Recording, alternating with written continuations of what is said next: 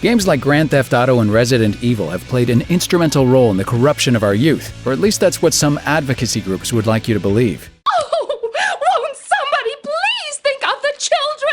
Little do these hand-wringing parents know, some of the most existentially messed up stuff is actually lurking within the most innocent-looking video games. Buried deep in the code of your everyday Super Mario or Legend of Zelda title are horrors to keep your brains awake at night. After checking out some of these nightmare factories, you worrywarts will wish your kid played more Grand Theft Auto. Here are a few games that are secretly messed up at their core. Super Mario Sunshine.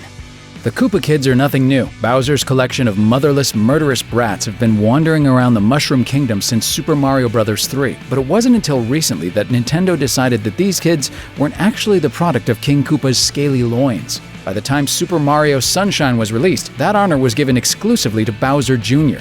The game introduces us to the hitherto unknown Koopa Kid when Bowser Jr. kidnaps Princess Peach because he thinks that Princess Peach is his mom. And as unlikely as that seems, no one really seems to deny it too hard. Peach even seems to think that it's a remote possibility.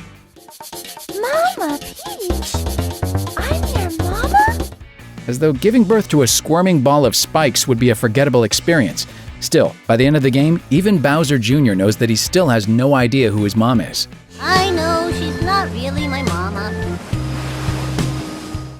He doesn't even really care either. All he wants to do is get back out there and kill Mario. That didn't stop a legion of Nintendo nerds from really getting into the idea that Princess Peach has a reptile fetish, which honestly says more about players than it says about Nintendo's slightly sad, throwaway plot point. Sonic the Hedgehog.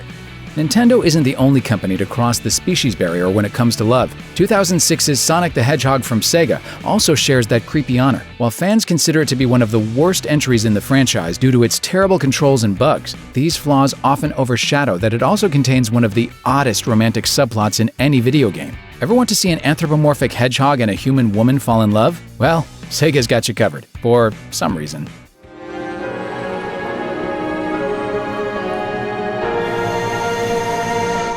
While there's no doubt that this version of Sonic was designed to titillate, this begs the question, who at Sega decided to hire the furry fanfic writer? Not that fun, but what else are you gonna do? Dress up like a dang animal. Pokémon. Beneath the surface of Pokémon's brightly colored, adorable characters lies a dark, ugly truth. And it's not just the fact that you probably shouldn't leave Brock alone with your sister.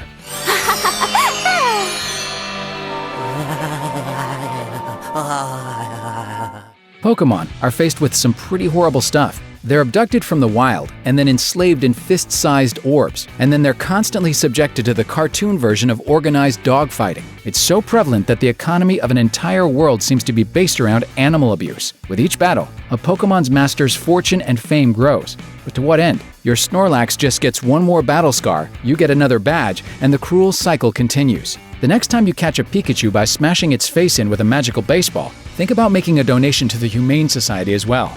Metroid 2: Return of Samus. After apparently destroying the pulsating mother brain during her first adventure, Samus Aran travels to the Metroid's home planet in Metroid 2. Her mission? Just a little thing called wholesale Metroid extinction. Samus's goal is to wipe out the entire Metroid species so they can't be used as weapons by space pirates, which is basically like killing every dog in existence because one bit you once. Problem is that Metroids aren't inherently evil, they're just being Metroids. Sucking the life energy out of things is just what they do, like leeches or ticks or Smash Mouth. They don't mean any harm, and they're just part of nature. Samus succeeds in her mission, but spares one infant Metroid, which sees her as its mom, which she later gives to scientists to experiment on. Yeah. Now, if you were going to wipe out those head crabs from Half-Life, that we'd understand. DuckTales. It's a tale of unrelenting greed, endangering the welfare of children, and obsession. If you didn't grow up watching DuckTales after you got off the school bus, you haven't really lived. Capcom developed the cartoon into an exceptional video game that followed the themes of the cartoon pretty accurately. Your task is to lead Scrooge McDuck on a quest to find a series of lost treasures and become even wealthier.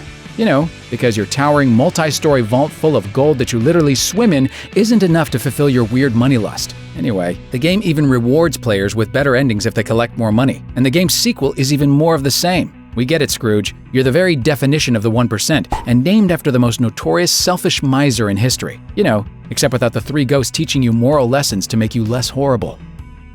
The Legend of Zelda.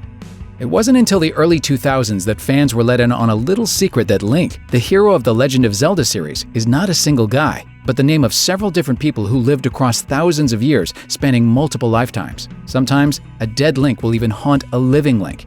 So, every so often, a kid named Link is born, and he has absolutely no choice about saving the world. This isn't your average Luke Skywalker situation either. Link after Link after Link has to live through the same horrific battles against demonic dinosaurs, puddles of sentient eyeballs, an evil grimacing moon, and invading world-crushing evils.